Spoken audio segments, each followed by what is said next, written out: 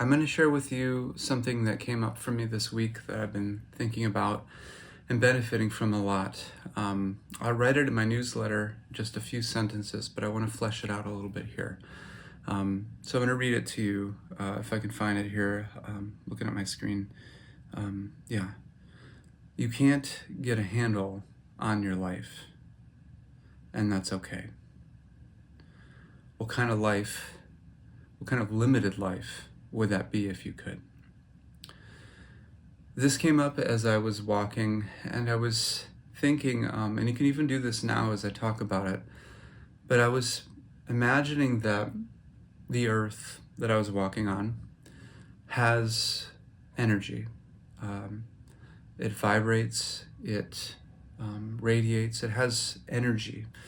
And as people who stand on this earth, we receive that energy simply from standing on the earth. There's whole groups of people who refuse to walk on the earth with shoes or socks. They want to be barefoot so they can get as connected as they can with the earth. And I was just thinking about that. I was walking on the ground, and I was thinking, what would happen if I really invite that connection? So I was. And I was thinking about the way that the earth supports every step. A lot of times I think of gravity as something that's trying to pull me down, and I'm always trying to fight against. But in reality, my actual experience of gravity is a lot different than that. It grounds me by connecting me with a solid foundation. And that solid foundation pushes back and supports me in a way that is, for all practical purposes, infinite. In other words, I am night and day throughout my entire life connected with an infinite source of support.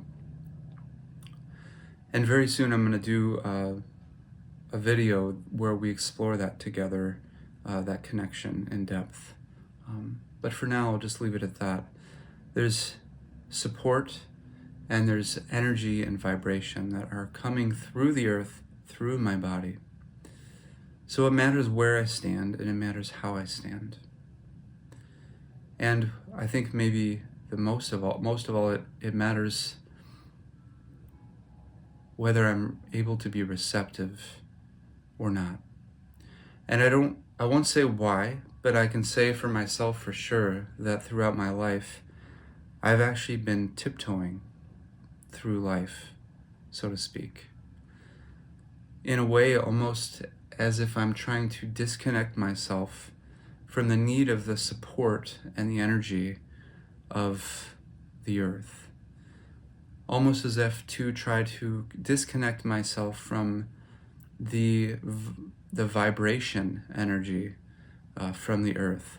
It may be a more down-to-earth way to say that would be to protect myself from outside forces.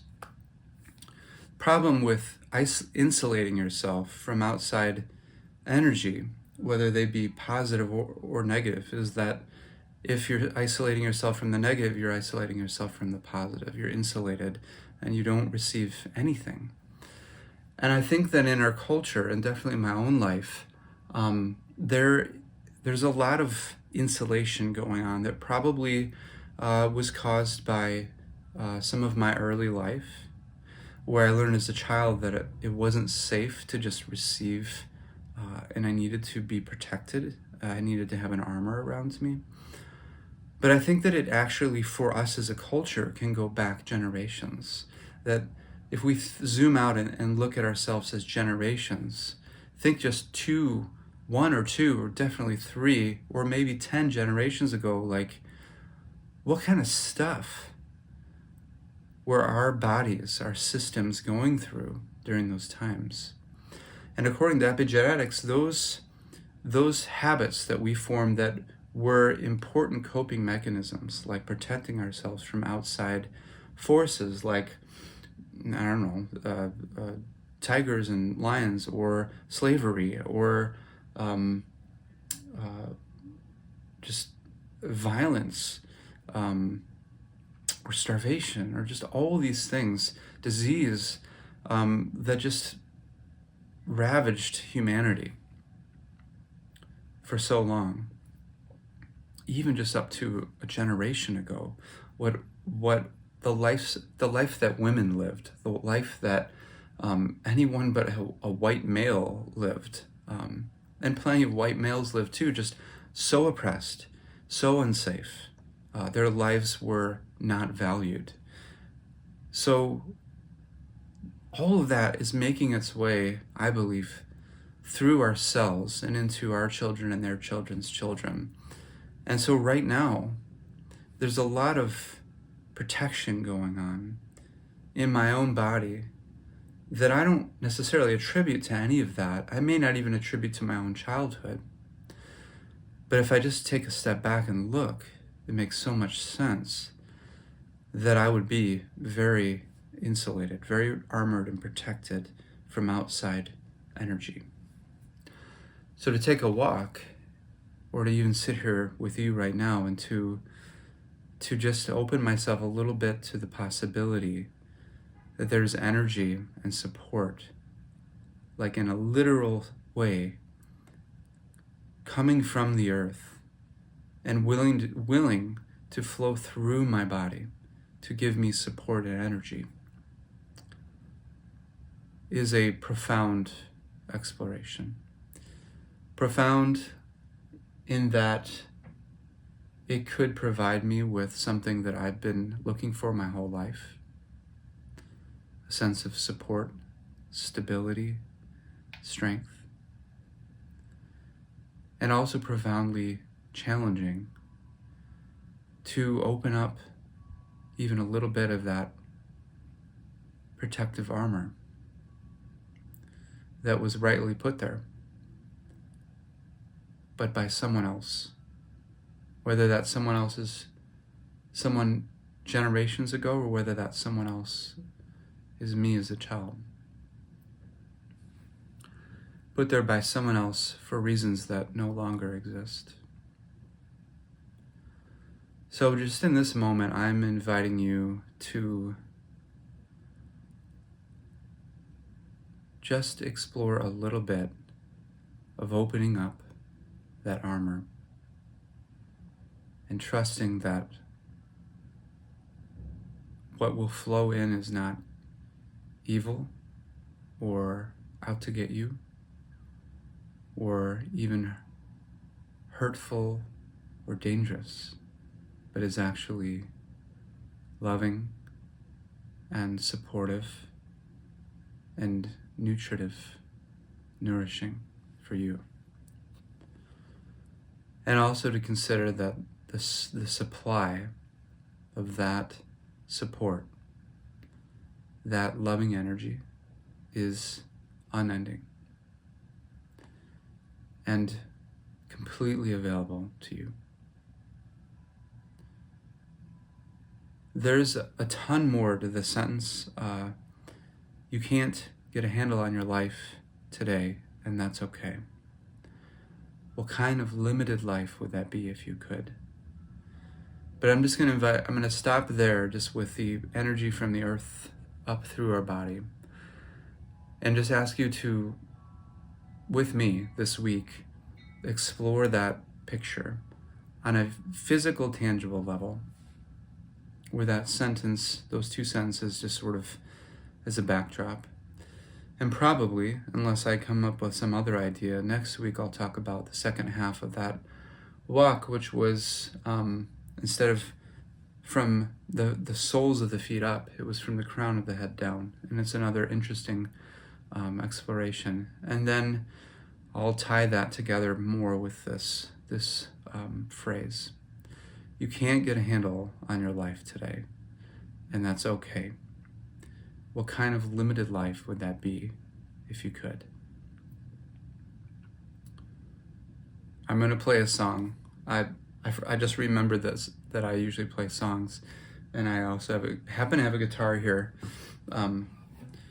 So I'm going to end with a song, and this song can be a space if you're willing to explore this idea in your physical body as you listen. And I'll have to choose a song the next 5 seconds here. Oh yeah, I've done this one. I've probably played the song 10 times out of the last 8 times out of the last 10 songs, but it works for this. Doesn't matter the song. It doesn't matter the song. What matters is the space that it provides. That's a big idea that could be applied to all art. Thank you to all artists for making the space that we need.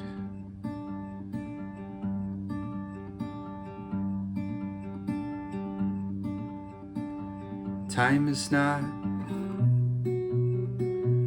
running out. There is not someone chasing you down. You are not gonna drown. It's just an inch of water, not enough to make you drown. It's just a rope they tied on,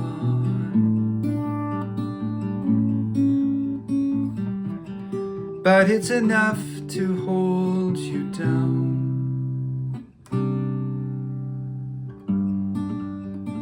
You could run, you could fly, you have wings. You've always had them. You are not gonna die. It's just an inch of water, not enough to make you drown. It's just a rope they tied on, but it's enough to hold you down, down. You could run, you could fly, you have wings. You've always had them. You are not gonna die. It's just an inch of water,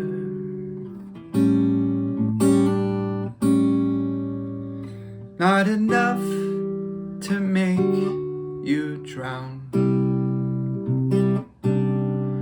It's just a rope they tied on,